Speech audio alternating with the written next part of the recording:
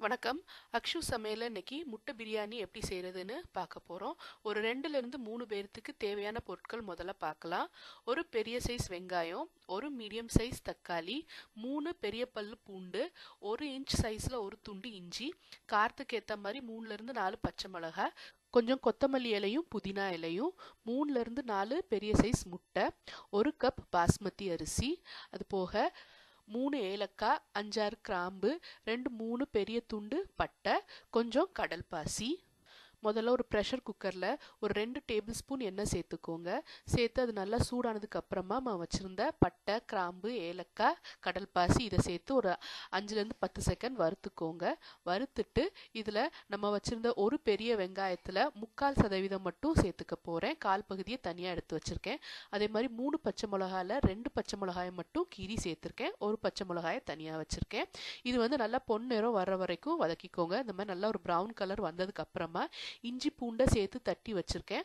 அதுலயும் 3/4 மட்டும் சேர்த்துட்டு 1/4 தனியா வச்சிருங்க. இந்த இஞ்சி பூண்டு சேர்த்ததுக்கு அப்புறம் கூட ஒரு 1/2 நிமிஷம் அந்த பச்சை வாசனை போற அளவுக்கு நல்லா வறுத்துக்கோங்க.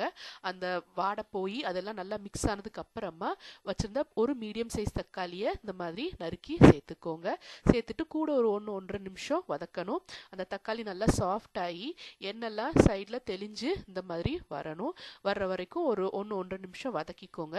இந்த மாதிரி எல்லாம் வெங்காயம் தக்காளி கலந்து வந்ததுக்கு அப்புறமா நம்ம வச்சிருந்த 1 கப் பாஸ்மதி அரிசியை சேர்த்துக்க போறோம். நான் ஏற்கனவே கழுவி வடிகட்டி வச்சிருக்கேன். இதை சேர்த்து அந்த தெளிஞ்சு வந்த எண்ணெயிலேயே ஒரு நிமிஷம் வறுத்துக்கோங்க.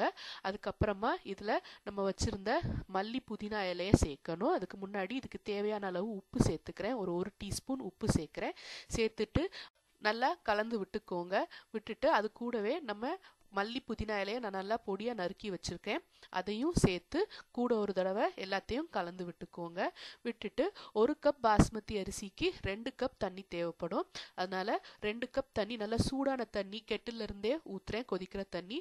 அப்போ சீக்கிரம் நமக்கு கொதி வந்துடும். ஏன்னா பாத்திரம் ஏற்கனவே சூடா இருக்கு, தண்ணியும் சூடா இருக்குங்கும் போது சட்டுன்னு கொதி வந்துடும். அதனால உங்களுக்கு நேரம் மிச்சமாகும்.